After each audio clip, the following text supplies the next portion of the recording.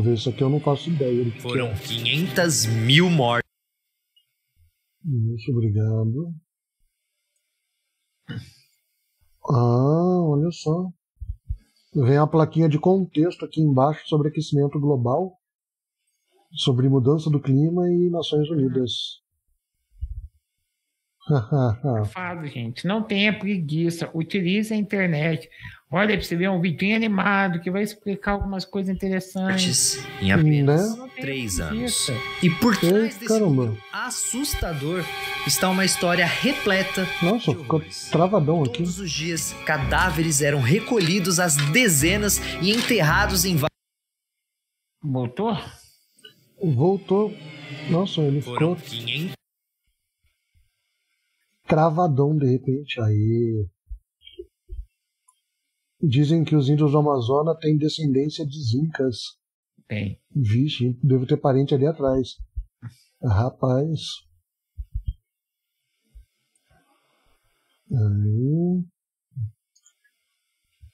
Aí, agora vai. Foram 500 mil mortes em apenas 3 anos. E por Caramba. trás desse número assustador está uma história repleta de horrores. Todos os dias, cadáveres eram recolhidos às dezenas e enterrados em valas comuns. Pô, desculpa, mas aí pensar numa calamidade dessa que aconteceu ao longo de 3 anos, foi o que foi falado aqui, né? Uhum. E a pandemia ainda matou mais. Matou mais. Com os recursos que a gente tem hoje. É surreal de qualquer jeito. Se eu não me engano, esse período é retratado naquele livro Vidas Secas, que é um clássico. Pode crer. Pode Pode crer. beber água aqui, Neto.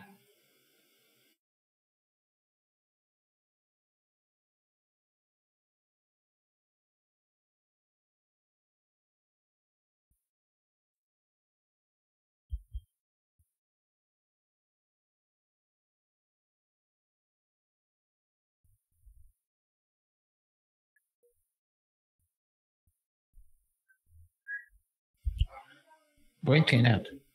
Vamos lá. Com as crianças era ainda pior. Seus pequenos corpos eram amontoados em sacos e levados para cemitérios. Esse cenário aterrorizante não se passou na Idade Média ou em um filme de guerra. Eu estou falando do Brasil.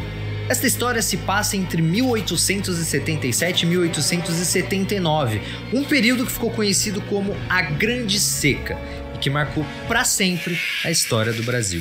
Caramba. Olá, meus queridos amigos, tudo bem com vocês? Meu nome é Felipe Castanhari e hoje eu quero falar do Nordeste, que foi um período que a fome predominou, Uhum. que era todas as mazelas sociais, né? A mortandade, como é que é? Eu acho que ou é mortandade ou é mortalidade. Mortalidade, se eu não me engano, de crianças era alta, foi nesse período e esse período, tipo assim, não ficou só nesses 3 anos, aí depois acarretou mais problemas ainda. Caramba, aham. Isso aqui, coisa sinistra. Da Grande Seca, que assolou o Nordeste na segunda metade do século XIX. Essa é uma história impressionante que vai muito além da falta de água. Mas antes de começar esse vídeo, eu já queria pedir para você deixar o seu gostei caso você esteja curtindo essa série de vídeos animados aqui. Não se esquece também de se inscrever aqui no canal, caso você não esteja inscrito, tem um botãozinho de se inscrever aqui embaixo, é só clicar ali para você fazer parte dessa comunidade do Nostalgia que curte conteúdos de muita qualidade, muito bonitinho. Lembrando que esse vídeo só foi possível com a ajuda de todos os membros, inclusive os nomes do Super Saiyajin 3 estão aqui. Muito obrigado a todos vocês que me ajudam demais se tornando membro aqui no canal. Se você quiser também fazer parte do Clube Nostálgico, tem um link aqui embaixo, você vira membro lá e me ajuda demais a continuar produzindo esses vídeos.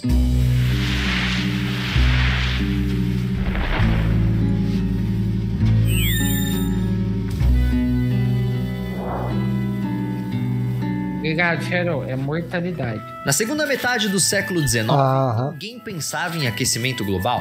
Mas isso não quer dizer que o planeta estava imune a eventos climáticos com efeitos de grande alcance. Um bom exemplo disso é o famoso El Niño, um fenômeno climático que altera a temperatura do Oceano Pacífico. Mudanças como essa também acontecem nos outros oceanos. Ao longo do ano, não é difícil as águas do Atlântico Norte esquentarem ou a temperatura do Oceano Índico oscilar. Esses eventos são comuns. O problema é que no final da década de 1870, todos eles aconteceram quase ao mesmo tempo e de forma muito mais intensa que a média. Isso gerou eventos climáticos extremos e uma seca que provocou mortes em diversos pontos do planeta.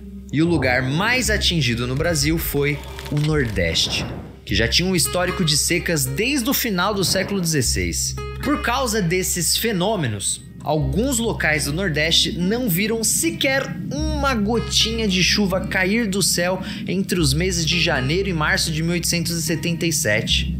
Muitos intelectuais e políticos no Rio de Janeiro, que na época era a capital do Brasil, diziam que era apenas questão de tempo até que começasse a chover nas regiões afetadas e que ninguém precisava se preocupar com nada. Mas os meses foram passando e a chuva anunciada pelos políticos não chegava. Não demorou muito e o que parecia ser apenas um problema climático se transformou numa tragédia que afetou vários estados no Brasil.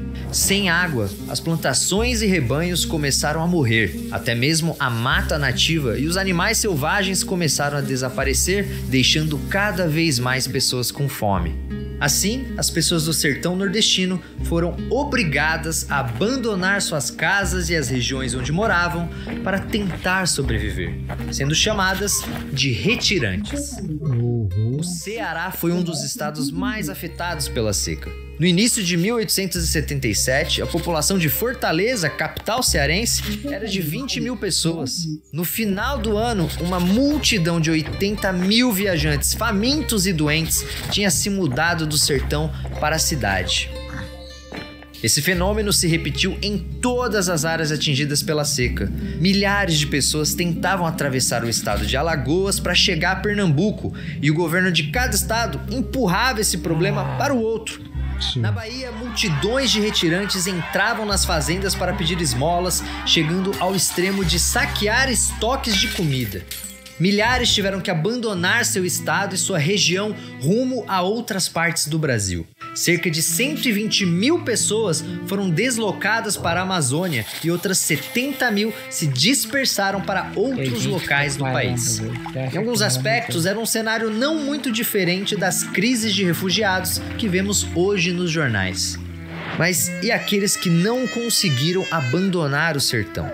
Bem, esses tiveram que encontrar algum modo de sobreviver num cenário apocalíptico, sem água ou comida. As pessoas comiam qualquer coisa que encontrassem. Muitos morriam depois de ingerir plantas venenosas que haviam crescido na seca.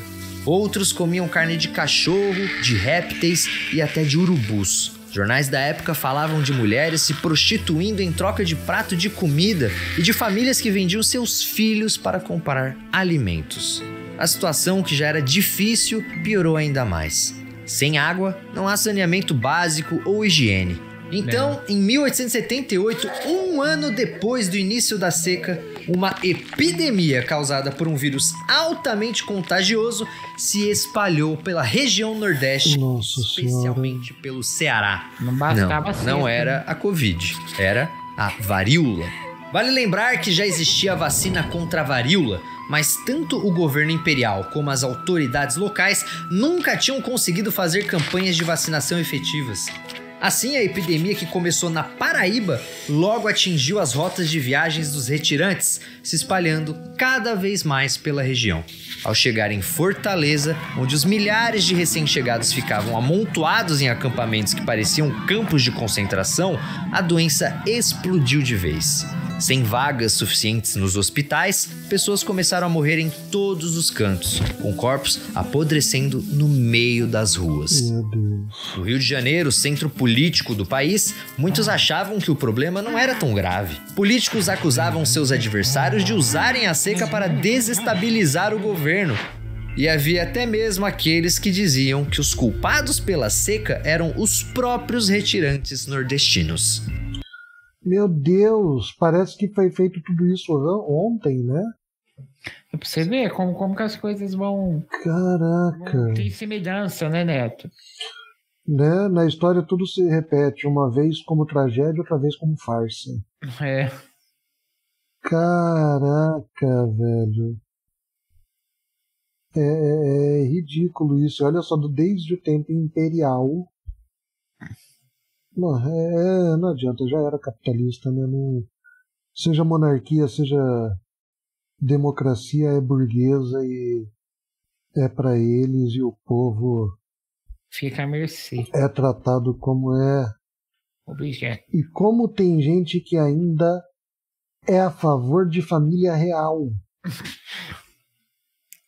Tem gente que quer a monarquia de volta. Eu quero uma guilhotina. Para. Orleans e Bragança hoje em dia devia ter vergonha do sobrenome, né? Tá doido, cara. Não tem, porque por causa desse sobrenome aí eles conseguem almoço grátis.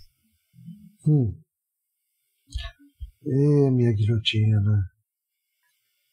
Quando o governo finalmente resolveu mandar socorro, engenheiros coordenaram a construção de poços e reservatórios de água na região. Mas parte do dinheiro destinado a ajudar o povo foi usado de maneira ineficiente ou desapareceu na mão dos poderosos, mesmo porque... Nossa, que surpresa, cara. Em cima da tragédia, os caras faturam. Nossa, você esperava uma coisa dessa? Eu nunca imaginei. Nunca imaginei. É o Brasil, gente. O país não serve. Não, pior que o Brasil é o capitalismo, cara. É do mesmo jeito que você vai ver. Na Ucrânia tem gente que tá... Eu tenho certeza que se você procurar, tem gente falando o quanto a guerra da Ucrânia é uma oportunidade. O quanto o extermínio em Gaza é uma oportunidade. Alguém tá ganhando dinheiro com isso sempre. Certeza, Neto. Não havia nenhum órgão de controle sobre corrupção. Resultado, as populações dos estados afetados continuaram morrendo até a seca acabar em 1879. Nesse período de 3 anos, a estiagem e a varíola deixaram 500 mil mortos na região do Nordeste, que era mais de 10% da população da região na época. Mas como não havia controle exato sobre o número de mortes, acredita-se que a quantidade de vítimas pode chegar a 750 mil, o que correspondia a pouco mais de 5% da população do Brasil na época. Para vocês terem uma ideia, se fosse hoje em dia, estaríamos falando de algo em torno de 11 milhões de pessoas. Será que uma seca dessas pode voltar a acontecer hoje em dia? Na verdade, os moradores do Nordeste já enfrentaram outras secas bem violentas. Isso aconteceu nos anos 30 e também em 2001, quando aconteceu a maior falta de chuva da história do Rio São Francisco. Eu lembro dos jornais. Oi? A de 2001, eu lembro dos jornais falando da maior seca da história, né? Sim. Do trabalho que estava tentando fazer com poços artesianos e tal. O Estado, mais uma vez, tentando ajudar. Né? Querendo ou não, nessas horas precisa do Estado. Sozinho não vai conseguir. Não tem como. Cara, é mais do que provado. A história mostra pra gente. O materialismo histórico mostra pra gente. O burguês nunca vai deixar o interesse dele de lado por qualquer bem comum que seja. Não adianta, a gente precisa do Estado para isso. É só o Estado que vai pensar primeiro no bem-estar geral. Por exemplo, o Eduardo Leite agradeceu o Elon Musk, mas não agradeceu o governo federal. O Elon Musk mandou 100 satélites da Starlink operar exclusivamente pro Rio Grande do Sul, né? O bagulho não chega a ser uma doação de 100 mil dólares, pelo que estavam especulando. Que fosse 500 mil reais. É menos do que o Whindersson conseguiu, é menos do que o Felipe Neto conseguiu. É quase a mesma coisa que o Souzones, um influenciador que eu conheço, que eu já joguei Valorant com ele, conseguiu até agora. O maluco sozinho já conseguiu mais de 100 mil. Sabe, quem precisa de Elon Musk para dar migalha pela troca de atenção por um serviço que não vai ser essencial nem no resgate? Sabe, isso nunca na história aconteceu e nunca vai acontecer. Do detentor do poder, do burguês, sair do seu caminho diário para fazer alguma coisa do bem comum geral. Não é isso. Ponto. Síndrome de vira-lata. Tudo vira-lata, exatamente. Tudo. Se o Elon Musk se afoga, eu vou te falar que antes dele se afogar já tem uns 5 que morrem pendurados no saco dele. Puta que pariu. Antes disso, já sai boiando uns... Nossa senhora. Você dá um chute no saco do Elon Musk, vai quebrar muito dente. Vai. Ou melhor, vai machucar muito queixo, porque quem tá chupando o saco dele nem dente tem, nem dinheiro. Pô, idiota. Né? Demais. E a seca mais recente e considerada uma das piores da história aconteceu poucos anos atrás, entre 2012 e 2017. E por que será que isso está acontecendo, você me pergunta? Isso é culpa das alterações climáticas. E esse aumento no desequilíbrio do planeta faz com que desastres naturais aconteçam de forma mais recorrente e mais intensa, deixando um rastro de vítimas e impactos econômicos e sociais no mundo inteiro. E o que podemos fazer para evitar essas secas? Bem, a ciência tem algumas respostas para isso. Parar de ser filha da puta, deixar de ser capitalista, ponto. Como sempre, a ciência vai ter resposta. Uhum. Basta o ser ignorante, ignóbil, burro. Assim, eu fico falando burro, mas eu tenho dó do bichinho, porque o burrinho não tem culpa, né, cara? Não tem culpa. Não tem culpa, mas pelo contrário. Ignorante vai na mão de ser... Pelo contrário, mais perto que muito bolsonarista, quer dizer, que muito extremista. É. Não, isso eu tenho certeza. Mas... Em regiões onde chove somente durante algumas épocas do ano, alguns agricultores e pecuaristas já irrigam plantações e pastos durante a seca usando apenas água de chuva armazenada na estação mais úmida. Já para regiões desérticas, é estudada uma tecnologia capaz de captar a umidade da atmosfera e condensá-la para que ela se transforme em água. Mas o modo de amenizar os efeitos da seca, dependendo do lugar, é plantar mais árvores que absorvem a água do solo e a jogam na atmosfera por meio da transpiração. Resumindo, quanto mais florestas, mais chuva. Quanto mais chuva, cada vez menos pessoas sofrerão com as secas. Pensando especificamente no semiárido brasileiro, uma grande solução pode estar na transposição do Rio São Francisco. A ideia... Que acabou agora, né? Finalmente. Acabou. Que quem fez 85% foi o Lula e o Bolsonaro surfou no restinho. É. E é uma ação do Estado. Empresário nenhum. Exatamente. Exatamente.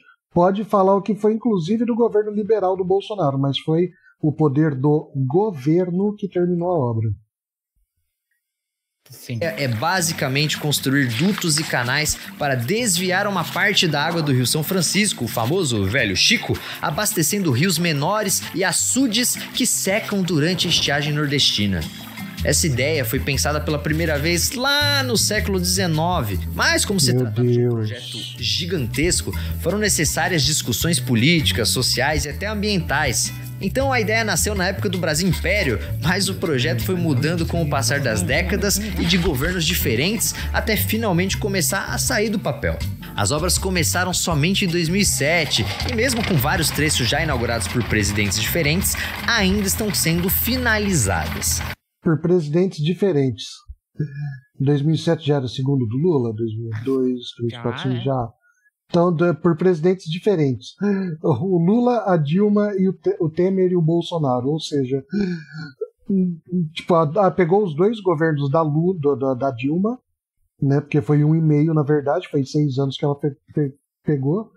Pegou o segundo governo do Lula.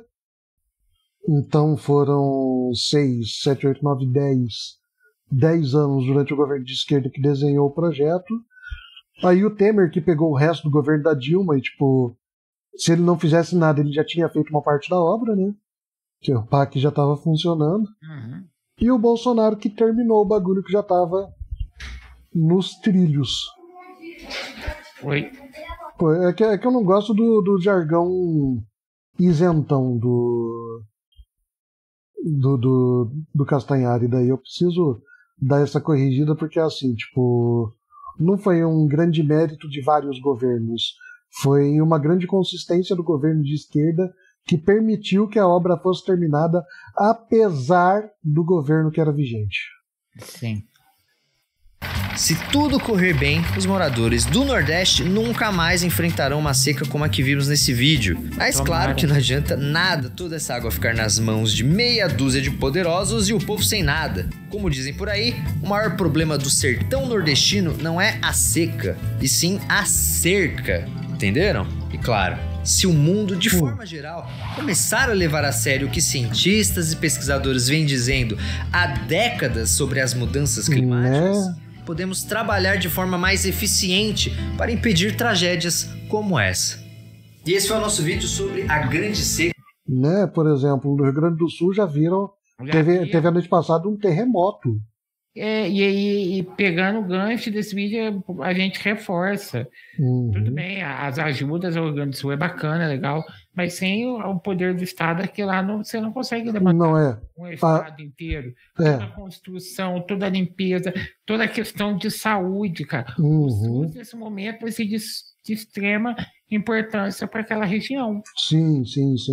Não vai ter reconstrução sem isso. Quem lá tem dinheiro, cara, já saiu do Estado faz muito tempo. Com certeza. Com certeza. Não tá lá, não. Certo?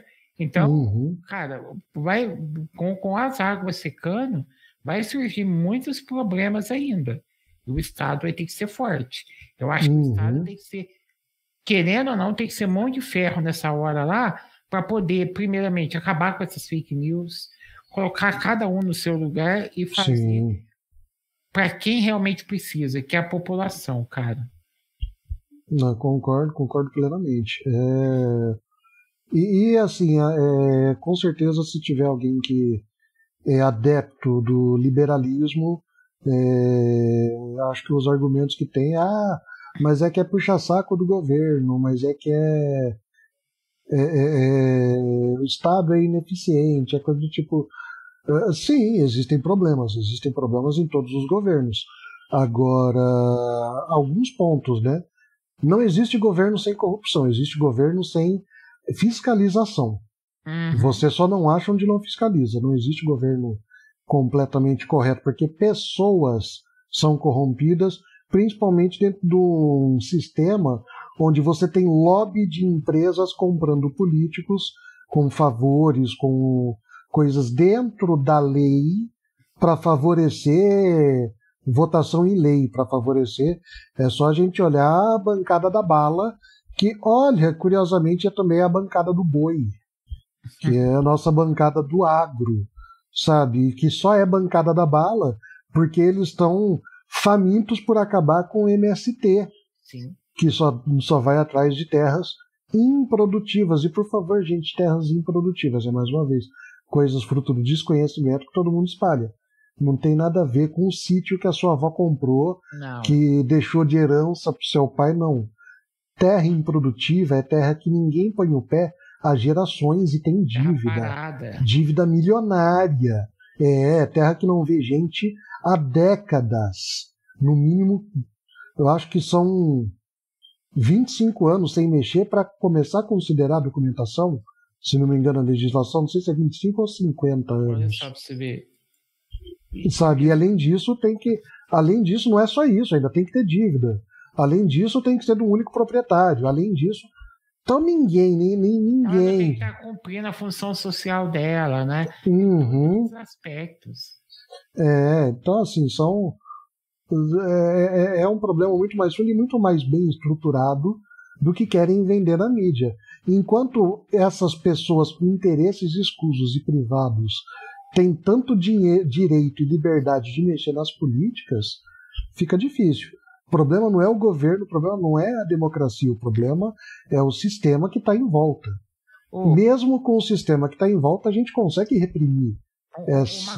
Uma coisa que a gente consegue observar desses dias que aconteceu no Sul, né? Que a maioria das pessoas falam, se tivesse escutado a ciência, talvez isso não tinha acontecido. Exatamente. Porque isso daí já teve uns cara-picos, eu tava vendo o Sérgio Sacani falar, desde 2021 já tem um estudo, já tem uma previsão que estava para acontecer isso, e eles, foda-se, deixa acontecer.